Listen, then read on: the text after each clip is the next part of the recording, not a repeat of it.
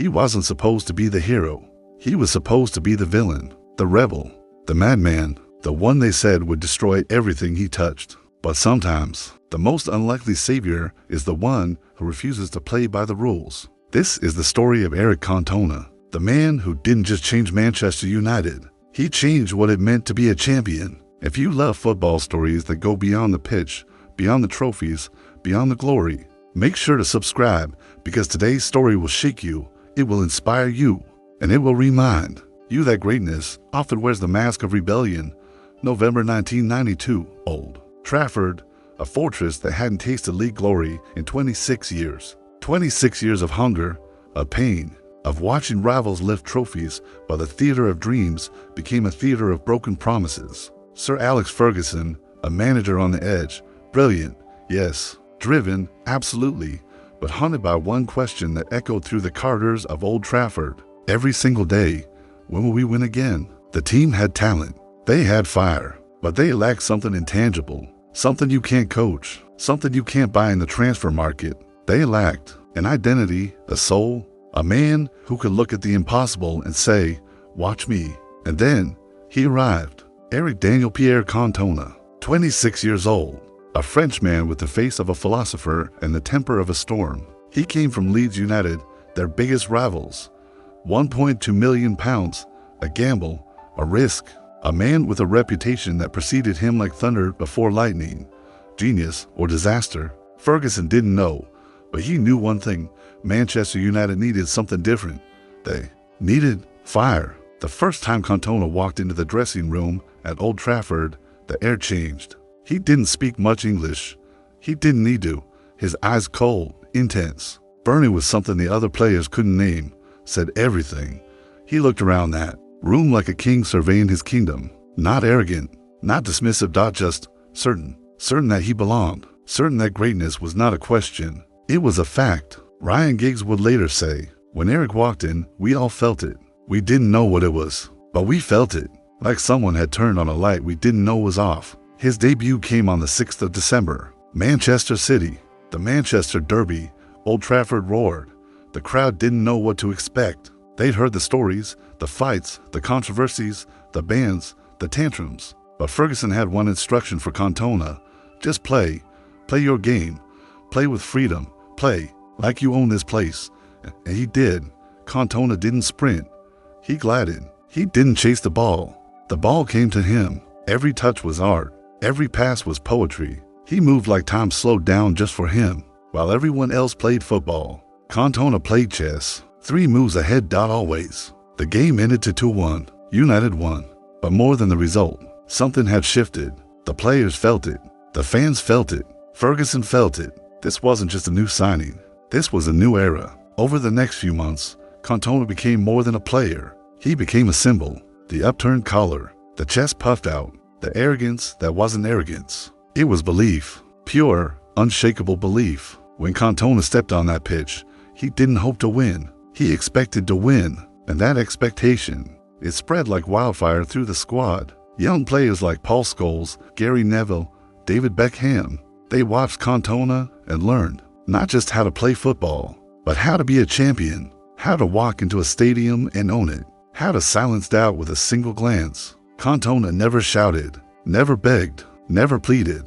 He just led, by example, by presence, by existing in a space where mediocrity simply couldn't survive. May 1993, the final day of the season, Manchester United versus Wimbledon. Win, and the 26-year curse ends. The league title, the Holy Grail, the dream that had haunted an entire generation. Old Trafford was electric. 70,000, hearts beating as one. The pressure was immense, crushing, the kind of pressure that breaks men. But not Cantona. He stood in the tunnel, calm, while others paced, while others prayed, while others felt the weight of history on their shoulders. Cantona just smiled. That smile, that infuriating, beautiful, arrogant smile that said, "I was born for this." The match began. Tension thick enough to cut. Every pass scrutinized, every tackle amplified. And then, in the second half, Cantona. A moment of brilliance, a flick, a turn, a pass that split Wimbledon's defense like lightning through clouds. The ball found its target. The net rippled. Old Trafford exploded. They won. 3-1. The league was theirs after 26 years. Manchester United were champions again. Grown men cried, legends embraced. And in the center of it all, Cantona, not celebrating wildly, not shouting, just standing there, collar up, chest out, looking at the crowd like he always knew this moment would come. Ferguson would later say, Eric didn't just help us win the league. He taught us how to win, how to believe, how to be champions. But Eric Cantona was never just about glory. He was about edges, about walking the line between genius and madness. And that line was razor thin. The 1993-94 season, United were champions. But being a champion, it changes you. Some players relax, some players celebrate. Cantona, he demanded more. He demanded perfection, and when perfection wasn't delivered, his temper flared. Arguments with referees, confrontations with opponents, yellow cards, red cards, suspensions. The media called him unstable, dangerous, a ticking time bomb, but Ferguson defended him, always, because Ferguson understood something the media didn't. Cantona's fire, it wasn't a weakness, it was his fuel. Take away the fire, and you take away the genius. The double, Premier League and FA Cup. 1994, Cantona was at the center of it all. 2 goals in the FA Cup final against Chelsea. Magnificent, unstoppable, inevitable. Manchester United weren't just winning, they were dominating. And Cantona, he was their beating heart. But hearts, they can be fragile. January 25th, 1995, Selhurst Park, Crystal Palace versus Manchester United.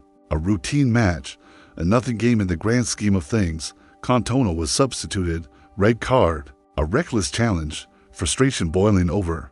He walked toward the tunnel, head down, knowing he let his team down, and then it happened. A fan, Matthew Simmons, shouting, screaming, hurling abuse, racist slurs, venom pouring from his mouth. Most players would ignore it, walk away, rise above, but Cantona wasn't most players. He stopped, turned, and in a moment that would define his career, his legacy, his life, he launched himself into the crowd, a kung fu kick, straight into the chest of the man who had taunted him. Chaos erupted. Security swarmed. Cameras flashed. The world watched in horror.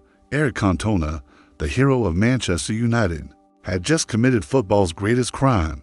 The aftermath was brutal, immediate, unforgiving. The headlines screamed, thug, animal, disgrace. The FA moved swiftly, 8-month ban, 120-hour, community service, criminal charges, 2 weeks in prison, later reduced to community service on appeal. But the real punishment wasn't the ban. It wasn't the fine. It wasn't the public humiliation. The real punishment was the silence of wondering if he would ever play again, the silence of a career hanging by a thread, the silence of a man who had given everything to the game. Now cast out like a criminal, Cantona disappeared, retreated into shadows, the king of Old Trafford. Exiled, Manchester United struggled without him. The team that had dominated suddenly looked ordinary, lost, like a symphony without its conductor. They dropped points, lost matches they should have won. The swagger was gone, the belief shattered. Blackburn Rovers won the league that year, and United could only watch. But in that silence, something was happening, something no one could see. Cantona wasn't drowning in self-pity. He wasn't running away. He was thinking, reflecting, training alone, painting, reading philosophy, watching films, asking himself the question that defines all great men. Who am I when the world turns against me? Ferguson visited him often, told him, Eric, we need you. But more than that, you need to decide. Do you want to be remembered for one moment of madness or for a lifetime of greatness? Cantona didn't answer immediately. He just looked at Ferguson with those piercing eyes and said, I will return. And when I do, I will show them who I am. October 1st, 1995, Old Trafford, Manchester United versus Liverpool. The biggest rivalry in English football. The atmosphere was volcanic, electric, dangerous. And in the tunnel, preparing for his return, Eric Cantona. 8 months of exile, 8 months of questions, 8 months of doubt from everyone except him. The crowd roared when his name was announced, a roar that shook the foundations of the stadium. Some fans waved banners. The king is back. Others just stood in silence, tears streaming down their faces. Because they knew that without Cantona, United were good, but with him, they were unstoppable. The match began. Liverpool came to fight, came to intimidate, came to test whether Cantona still had it, whether the fire still burned, or whether the band had broken him. 61st minute, a penalty. United were awarded a spot kick. The weight of the world on that moment. Miss. And the doubters would say he's finished. Score. And the king reclaims his throne. The ball was placed. The crowd held its breath. Cantona stepped up. No hesitation, no fear. Just cold, calculated confidence. He struck the ball. Bottom right corner. Unstoppable. The net exploded. Old Trafford erupted. And Cantona, he didn't celebrate wildly. He just stood there, collar up, chest out, arms raised slowly, deliberately, like a man accepting what was always his. He was back, but this wasn't the same Cantona. This was something more, something refined. The fire was still there, but now it burned with control, with purpose. He had stared into the abyss of his own destruction and emerged stronger, wiser, more dangerous than ever. The 1995-96 season became legendary. Cantona was everywhere, scoring, creating, leading, inspiring. Young players like Beckham, Scholes, Neville, Giggs, they had grown.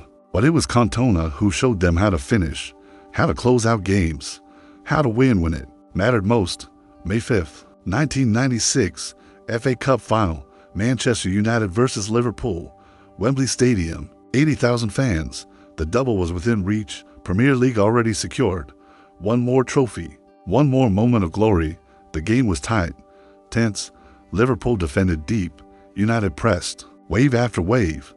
But the breakthrough wouldn't come. 85th minute, 5 minutes left, legs heavy, lungs burning. And then, David James, Liverpool's goalkeeper, cleared the ball. It fell to Cantona, 30 yards out, the angle tight, the goal crowded. Most players would pass, play it safe, recycle possession. But Cantona saw something no one else saw. He struck the ball, a volley, perfect technique, perfect timing.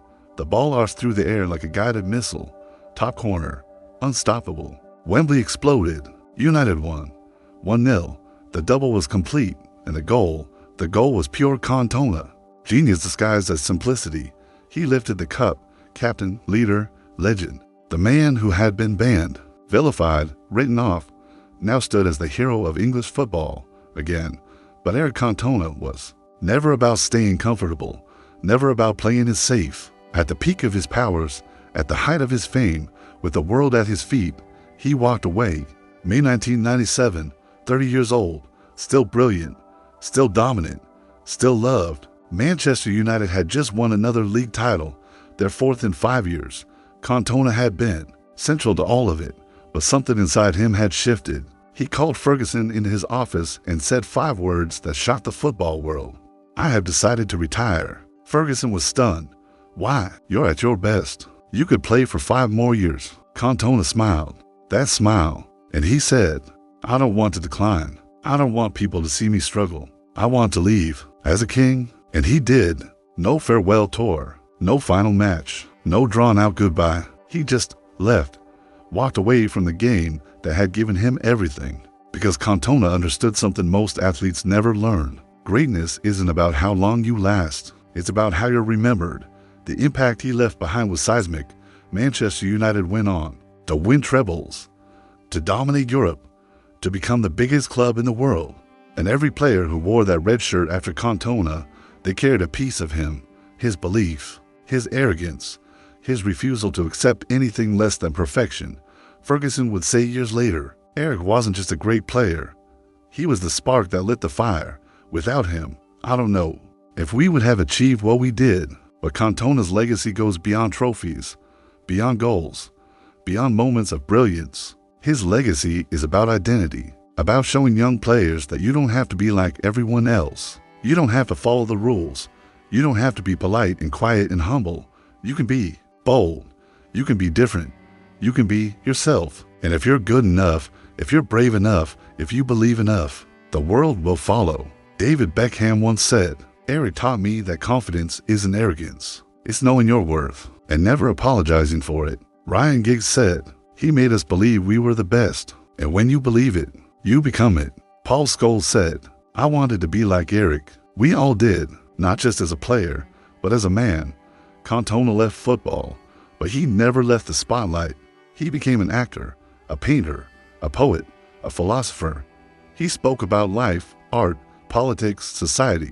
He gave speeches that confused some and inspired others. He remained Eric, unpredictable, controversial, unapologetic. In 2009, a journalist asked him, do you have any regrets? The Kung Fu Kick, the bands, the controversies. Cantona looked at him, silent for a moment. Then he said, regrets? No, I lived my life the way I wanted. I made mistakes, but they were my mistakes. And I would rather live with my mistakes than live with someone else's version of perfection. That answer, that philosophy, that is Eric Cantona, a man who refused to be tamed, refused to be molded, refused to be anything other than exactly who he was. And in doing so, he became immortal. But his influence didn't stop when he retired. It echoed through generations. When Cristiano Ronaldo arrived at Manchester United in 2003, he wore number 7. Cantona's number, the weight of that shirt, the expectation, it was crushing. But Ronaldo understood. He had studied Cantona, watched the videos, learned the mentality, the belief, the swagger. Ronaldo would later say, Eric showed us that being confident isn't a crime. It's a weapon, and if you want to be the best, you must believe you already are. Zlatan Ibrahimovic, another rebel, another genius, another player who refused to conform. He idolized Cantona, copied his style, his attitude, his refusal to bow to anyone. Zlatan once said, Cantona didn't care what people thought. He just played. He just lived. That's freedom. That's power. Even today, in 2025, when you walk through the streets of Manchester, when you talk to United fans who never even saw him play, they know the name, they know the stories, they know the legend. Because Cantona isn't just a player, he's a symbol, a reminder that football is more than tactics and statistics. It's about passion, about personality, about moments that take your breath away. The Kung Fu Kick, the moment that should have ended him, the moment that made headlines around the world, the moment that turned him into a villain. It also made him human. It showed that even kings can fall, even legends can break. But what matters isn't the fall, it's what you do after. Cantona could have crumbled, could have run away, could have blamed everyone else, but he didn't. He took responsibility, served his punishment, and came back stronger. That's the lesson, that's the legacy. Not perfection, but resilience. Not flawlessness, but courage. In 2011, Manchester United unveiled a statue outside Old Trafford. Not just any player, Eric Cantona, frozen in time, collar up, chest out, the king, forever standing guard over the theater of dreams. Fans from all over the world come to see it, to touch it, to take pictures, to remember. Because Eric Cantona gave them something no trophy ever could. He gave them identity. He gave them belief. He gave them pride. He made them feel that being a Manchester United fan meant something. It meant refusing to accept second place. It meant walking into any stadium in the world and believing we are the best. Ferguson retired in 2013, 26 years at Manchester United, 38 trophies, the greatest manager in history. And when asked about the one signing that changed everything, that started it all, he didn't hesitate. Eric Cantona, £1.2 million, the best money I ever spent. He didn't just change Manchester United. He changed me. He showed me that sometimes you have to trust your instincts, even when the world tells you you're wrong. The Premier League era, the dominance, the treble, the global brand, the empire that Manchester United became, it all started with one man, one rebel, one genius who walked into Old Trafford and said, I'm here. And everything is about to change. Today, when young players arrive at Manchester United, they walk past that statue. They see the number 7 shirt hanging in the dressing room. They hear the stories from the coaches, from the older players, from the fans, and they understand this club has a soul, a heartbeat, a legacy built on the shoulders of giants. And at the center of it all, Eric Cantona, the boy from Marseille who became a king in Manchester, the artist who painted masterpieces with a football, the rebel who proved that you don't have to fit in to be great. You just have to be brave enough to stand out. His final press conference as a player, May 1997, reporters filled the room, expecting a long speech, expecting tears, expecting sentiment. But Cantona, he just looked at them, and he said, "I am not a man, I am Cantona." And then he walked out. No goodbye, no thank you, no explanation. Just Cantona, being Cantona, until the very end. Years later, in an interview, he was asked, "What do you want people to remember about you?" He smiled, that smile, and he said, "I don't care what they remember. I lived, I played, I loved. That's enough." But the truth is, we do remember. We remember the goals, the passes, the swagger, the color, the kicks, the controversy, the genius, the madness, the glory. We remember because Eric Cantona wasn't just a footballer. He was a revolution. He taught an entire generation that greatness doesn't come from following the path. It comes from creating your own. He showed that you can be flawed and still be legendary. You can be controversial and still be loved. You can be different and still be the best. Manchester United won before Cantona, but they became champions because of him. They won trophies after he left, but they did it with the mentality he gave them, the belief he instilled, the fire he ignited, and that fire, it still burns in every young player who dreams of wearing that red shirt, in every fan who walks into Old Trafford expecting victory, in every moment when the impossible becomes possible. Because someone believed. Eric Cantona, the rebel who changed Manchester United, the king who never needed a crown, the legend who walked away on his own terms, the man who proved that football is art, and art is eternal. So if this story moved you, if it reminded you why you fell in love with this beautiful game, if it showed you that legends are made not by perfection, but by passion, share it. Share it with 3 people who need to hear it. Share it with someone who needs to remember that being different isn't weakness, it's strength. And let us know, what story should come next? What legend should we honor? What moment should we relive? Because the history of football is written by those who dare to be great. And we're here to tell their stories. Until next time, remember, believe, and never apologize for who you are. Au revoir.